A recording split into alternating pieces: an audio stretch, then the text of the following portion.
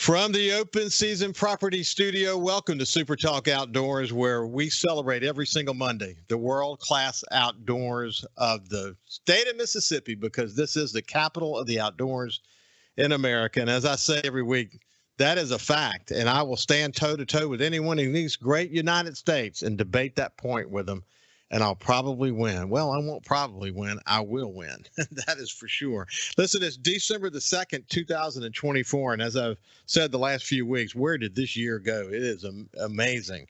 But it's a great time of the year as we just passed through Thanksgiving and this very, very special time of the year where so many people are enjoying Mississippi's outdoors. I mean, the outdoors community in Mississippi comes alive this time of year, with the opening of the deer hunting season, with duck hunting season opening, and just all these great traditions, all these memories, new ones being made, looking back on the old memories, all the laughing and joy that comes from this time of year across the state of Mississippi.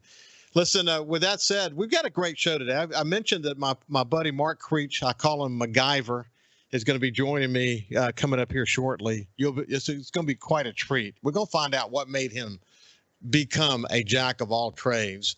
But before we go any further, I want to invite my friend Scott Coopwood, who's the current chairman of the Mississippi Department of Wildlife, Fisheries, and Parks Commission, and just invite him in and get him to spend maybe the first segment with me and just see what it's like to enjoy the outdoors. Incidentally, he's a seventh-generation Mississippian and an outdoorsman from Cleveland and a very successful businessman. So without any further ado, Scott, how you doing, my friend? I'm doing well, Ricky. How y'all doing today? We're doing great, man. Listen, you sent me a picture of you in a stand, and you said this is how many years has it been that you started opening weekend in that particular stand? I think I said 46, 47, one of those two. Yeah, long time. Good. And that's our woods located in western Bolivar County, is right on the Mississippi River. In my neck, in this region, we call it behind the levee, which is, you mentioned earlier, some of the best hunting.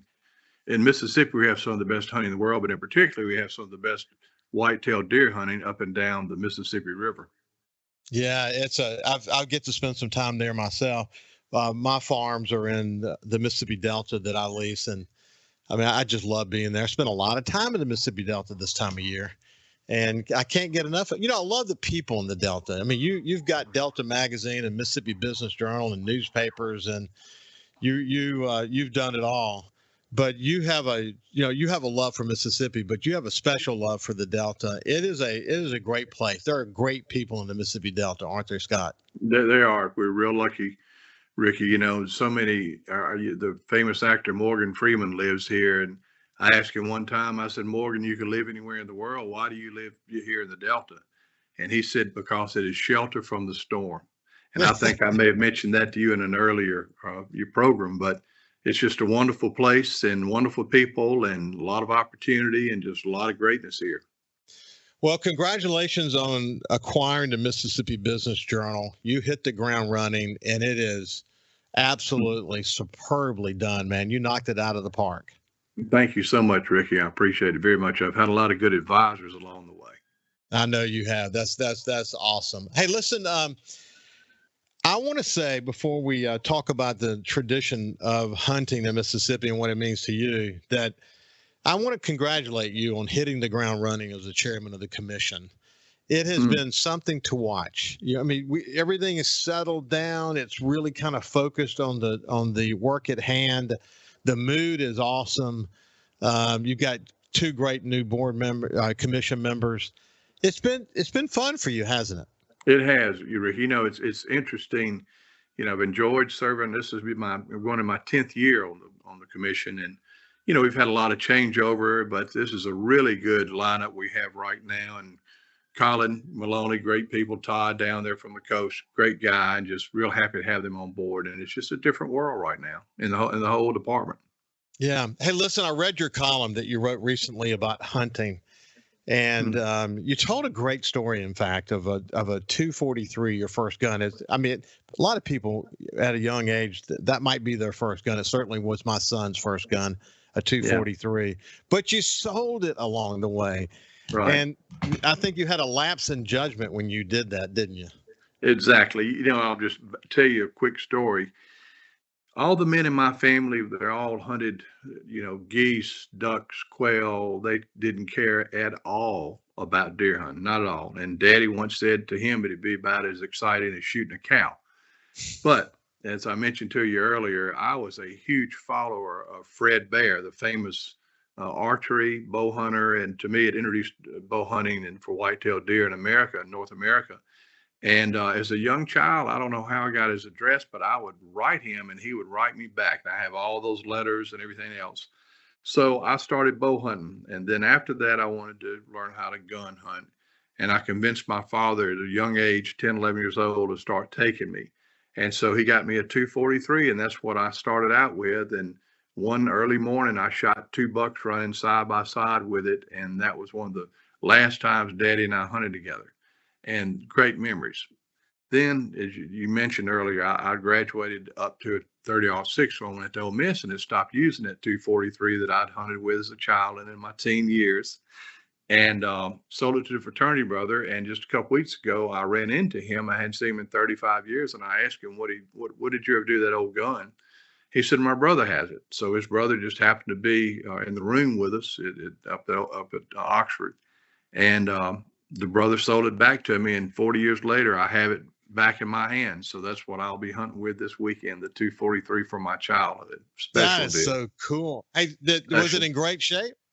It was. And Daddy being a dentist, of course, he would suture, and he tied different knots. And so he put a sling on it, and that leather knot is still on there exactly how Daddy tied it 50 years ago.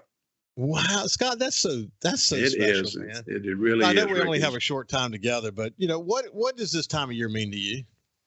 This is my favorite time of the year, Ricky, hands down. It just really is. And this is a time, when our family can really get together and kind of throw away our worries and go to the cabin and spend time in the woods. And now my sons are young men, 30 and 28 years old. So it's a different relationship, and it's a lot of fun just spending time with them now.